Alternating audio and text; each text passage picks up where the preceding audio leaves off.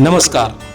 राज्याचे माजी मंत्री तथा राष्ट्रीय समाज पक्षाचे संस्थापक अध्यक्ष महादेव जानकर यांचा 58वा वाढदिवस सोशल मीडियावर खूपच चर्चेचा विषय ठरला. अक्कलकोट तालुक्यातील बादोला येथे राष्ट्रीय समाज पक्षाच्या वतीने महादेव जानकर यांचा जोरदार सत्कार समारंभ सोहळा संपन्न झाला. कार्यकर्त्यांनी चक्क 58,000 रुपयांच्या नोटांची हार करून त्यांचा सत्कार केला. या सत्काराचा व्हिडिओ सोशल मीडियावर चांगलाच व्हायरल झाला. या सत्कार सोहळ्याचे आयोजन राष्ट्रीय समाज पक्षाचे अक्कलकोट तालुका अध्यक्ष दत्तात्रय माडकर यांनी केले होते.